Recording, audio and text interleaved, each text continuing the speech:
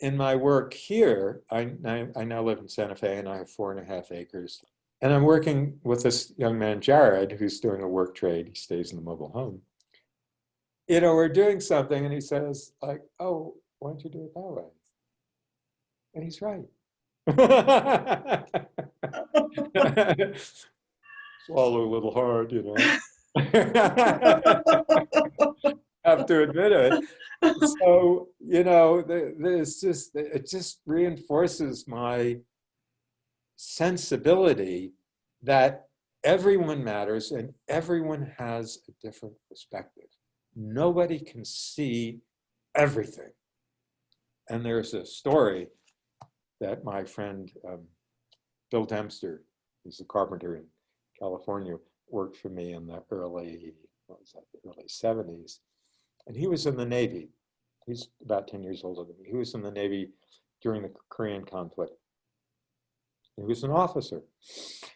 So at one point, there was this big Navy flotilla off some sea in Korea, and there's battleships and aircraft carriers and destroyers and the whole 9 yards. And it had been planned for months at the highest levels in the Pentagon, months and months and months. So they're on deck of this ship and they're being briefed. And this guy is saying, oh, well, you know, we're not going to have those, you know, they used to have those blinking lights that they would shutter that would be like Morse code so they could transmit messages. Oh, we're not going to have those because then, and we're not going to have radio contact. So the enemy won't know what we're going to do. So Bill raises his hand.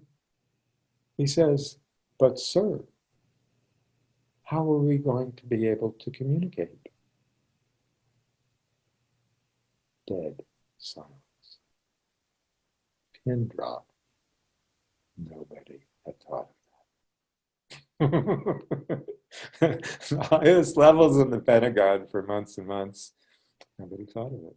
So obvious. We need everybody. Not only for themselves, but for us. So I live in Santa Fe. I have a little old Subaru. Well, it's not that old. It's 2007. It's a sweet little car. It's an Outback. And I keep a little stash of ones to give them. People ask for money at the traffic lights. And I drive up and I never feel ennobled by witnessing somebody poor like that or in bad straits.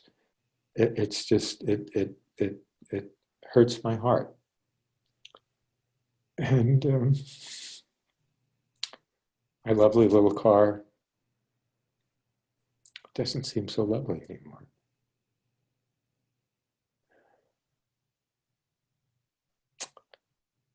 I think it just doesn't work anymore. I mean, recently I found out this a few months ago that there are 9.1 million people that die of starvation every year. And it's improved. I mean, 10 years ago or something like that, it was 20 million, or 30, 40, it was 40 million. So it's moving in a good direction. But still, there's 9.1 million people that are dying of starvation every year. And there are something like 787 million people that are in terrible malnutrition. Malnutrition to the point where it's affecting their brain function and their mobility and that kind of thing. So I think whether we realize that stuff or not, it has an impact. And it doesn't, it's not a recipe for a happy life. Because I think we're at a point